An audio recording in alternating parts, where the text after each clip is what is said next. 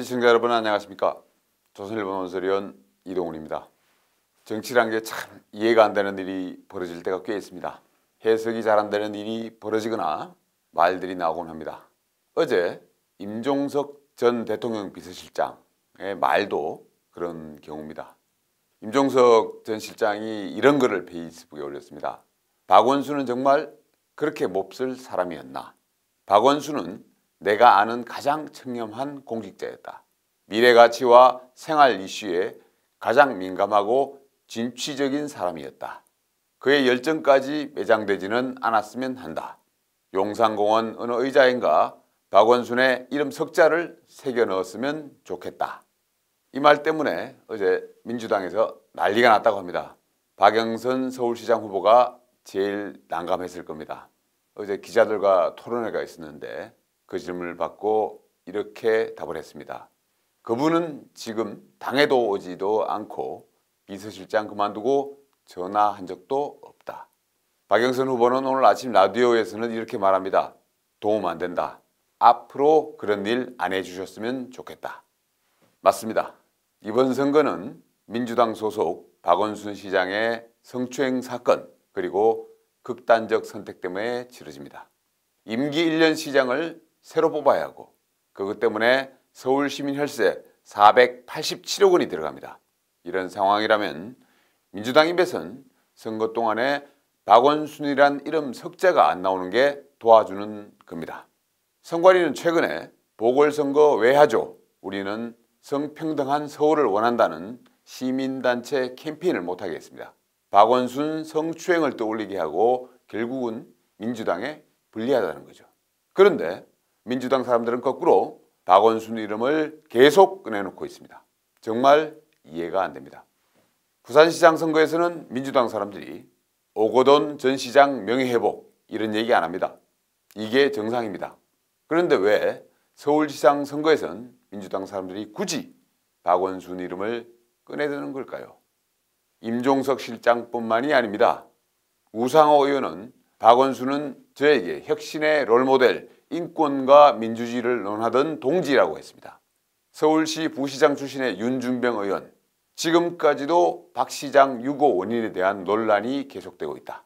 소모적 논란을 잠재우는 지름길은 여성 서울시장의 등장이다.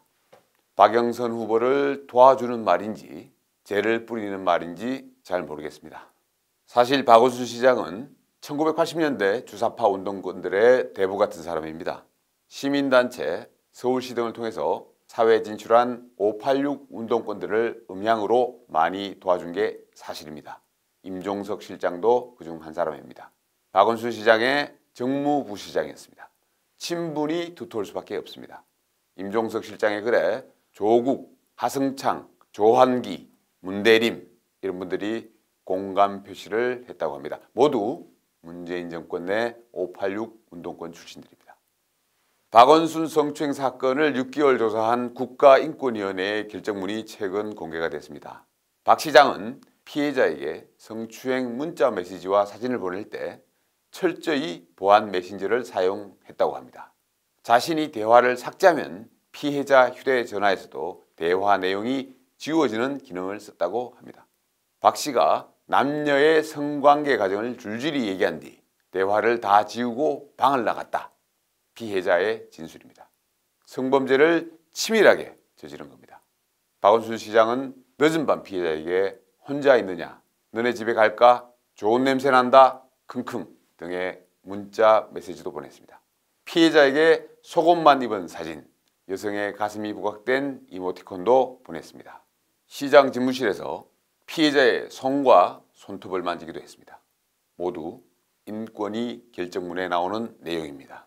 아무리 친분이 있다고 해도 이런 박원순 시장 명예를 회복하자고 지금 이 시점에 어떻게 말을 할 수 있을까요?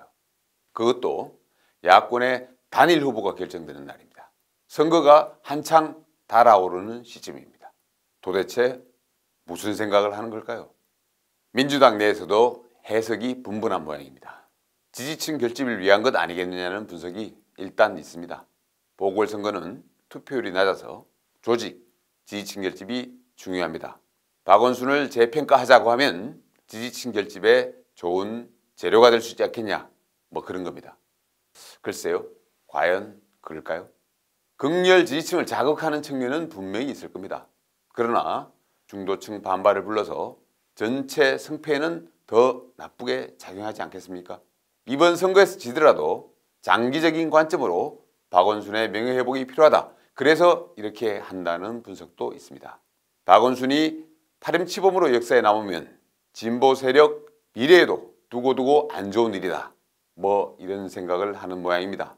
586 세력은 박영선 후보와 그다지 사이가 좋지는 않습니다. 그러니 이번 선거의 승패와 상관없이 이런 얘기를 하고 있다. 이런 해석입니다. 586 운동권도 다가올 대통령 선거 경선에 후보를 내야 하는데 586 대표로 임종석 실장이 나올 가능성이 있습니다. 임종석 실장이 박원순 명예회복을 얘기하는 것은 자신의 출마 자락을 까는 것이다. 이런 해석도 있습니다. 제가 이런저런 해석들을 전해드리기는 하지만 저도 이런 해석들이 충분히 수긍이 되는 것은 아닙니다. 외부 사람은 이해하기 힘든 박원순 시장과 586 운동권 그리고 친분이 있는 사람들, 그들만의 지극히 사적인 동기, 정서가 작용하고 있다는 분석도 있습니다. 박 시장과 친했던 사람들, 박 시장으로부터 도움을 많이 받았던 사람들이 최근 들어 특히 박 시장 명예회복을 위해 노력하는 모습을 보여주는 게 사실입니다. 자신이 박원순 명예회복을 위해 이렇게 노력하고 있다는 걸 일부러 보여주려 한다는 거죠. 박원순 시장의 극단적 선택을 두고 여러 음모론들이 돌았습니다. 이 자리에서 그 내용을 말씀드릴 수는 없습니다. 다만 선거를 앞둔 시점에 굳이 박 시장 명예회복을 위해서 노력하는 모습을 보이는 것과 여러 음모론이 관련이 있지 않을까 이런 생각은 들었습니다. 어쨌든 임종석 실장의 어제 말은 정말 이해하기 어렵습니다. 다시 말씀드리지만 4월 7일 보궐선거는 민주당 소속 박원순, 오거돈 전 부산시장의 성범죄 때문에 치러집니다. 민주당은 양심이 있다면 후보를 내지 말았어야 합니다. 하지만 당헌까지 폐기해가면서 후보를 냈습니다. 그것도 모자라 가해자 박원순 명예회복까지 공공연히 얘기하고 있습니다. 부적절함을 넘어 참 불의합니다.